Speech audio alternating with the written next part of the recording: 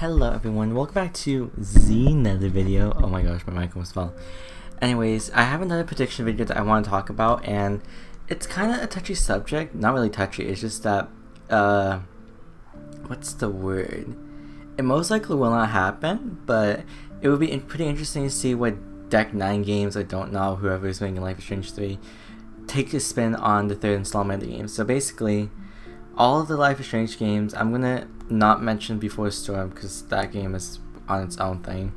Basically, with all those games, we had a power, and something that I really want to talk about more was about the powers where they originate. So it's a little bit of a weird question because there's not really an answer, but there's some speculations towards the powers, and I thought I would talk about it a little bit, just give my thoughts and opinions, and then I'm going to talk about how I think Life is Strange 3 should incorporate those rules and like change it up, because really Life is Strange 2 didn't give any focuses on the powers.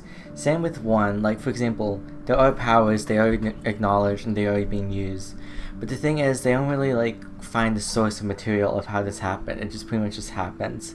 So it's kind of weird because of the whole situation. So I'm going to basically be talking about, just in chronological order again, of the powers, and then maybe I'm going to talk about how it'll lead up to Life is Strange 3, even though it probably won't. It's probably going to follow the same formula. So in Life is Strange 1, we had Max Caulfield. Max Caulfield figured out that she was able to rewind time as soon as she finds out that her best friend Chloe Price basically got murdered. And so that's kind of like where the trigger moment happened.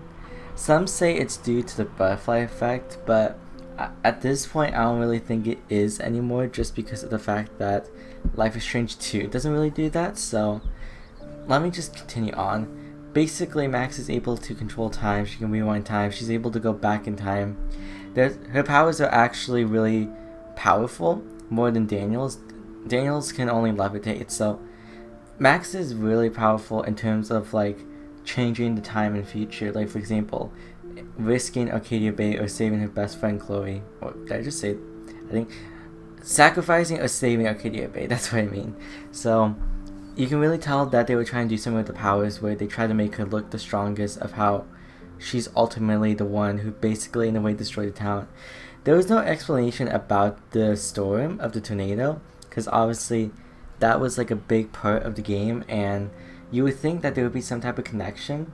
So that's where the game is a little bit iffy in terms of like the story and the powers originally. But they added like a bunch of random scenes of like Max going through like these weird flashbacks, not flashbacks, but like weird moments. And to me, it seems like the developers didn't really know what they were doing, so they had to try to make the episodes interesting in the last episode. I think that's pretty much what happened, so I'm gonna try to ignore that. But the storm definitely did kind of have a part in it, or maybe it was just a random storm. Like I said, it's kind of hard to tell, but the storm could or could not be connected to Max Caulfield. I don't think it is. I think the storm randomly just happened, as odd as it sounds. It could be possible that the storm and the Chloe being shot triggered the Max's powers moment. I don't know how, but I'll explain that eventually when I get to Life is Strange 3.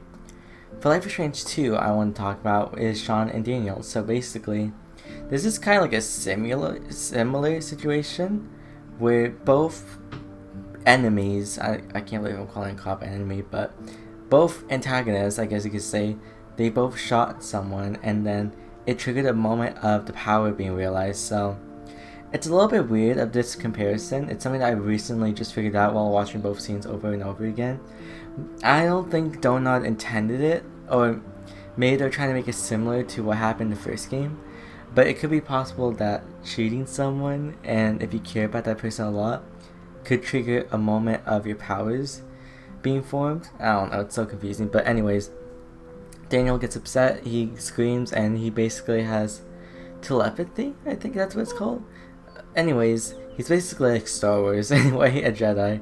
And it's pretty interesting. There's not really a whole lot to Daniel's power, except that he can, as over in the course of the game, he really starts to like hold on to like larger things, even like humans, for example.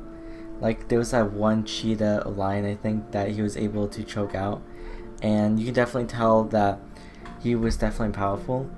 I do think Max Caulfield's powers are more powerful just because she controls time, and I think that's more powerful than levitating, because time you can't really go back in time, but levitating you can have like muscle or something. I don't know. Am I making sense? I don't know if I'm making sense. So yeah. Basically, both of these games triggered an event of the butterfly effect, or even though it's not technically the butterfly effect, but it basically triggered the powers, and this is where things get a bit iffy. Obviously, the title of the game is called Life is Strange, and so Life is Strange, basically meaning that they don't know what the heck is happening, and they don't know how they don't know how they got these powers. We need answers in the third game.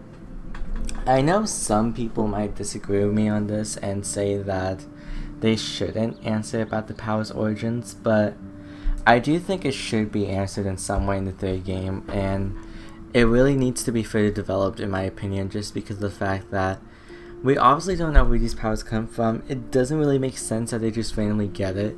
There has to be like something that is triggering these chains of events. I think where Max Caulfield was and Sean Diaz, or Daniel Diaz in this case,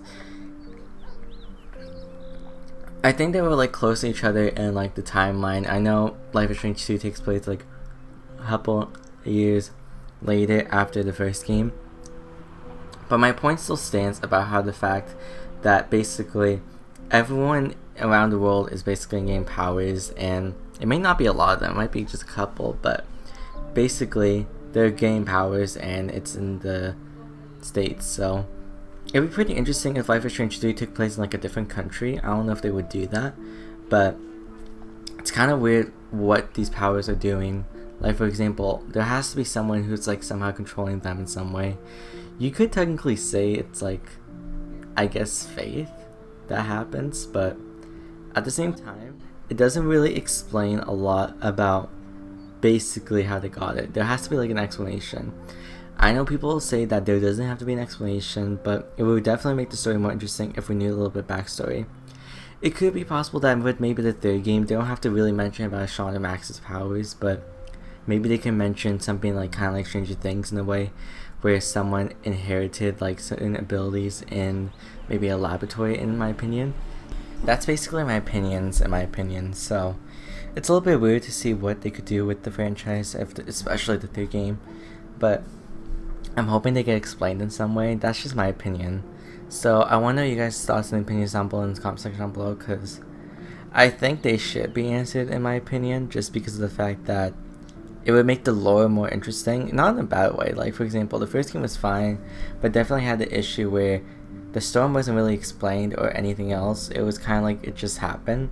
So I think we kind of deserve an answer, not with the first or second game, but with the third game that kind of like ties in with the first and second game as well in some ways, like indication. I know there's like theories about Rachel Amber being the cause of everything, but that doesn't even make sense either.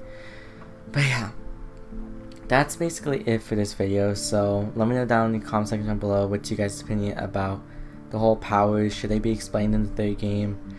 I think they should, but with the third story, like, don't focus on Max or Daniel. Like, give hints of to like what happened with them in a way, but focus just on the main character in the third game. That's personally my opinion. So let me know down in the comment section down below if you agree with me, and yeah, be sure to subscribe and like the video if you guys enjoyed. And yeah, I think I'm gonna go, so I'll see you guys later for more. Goodbye.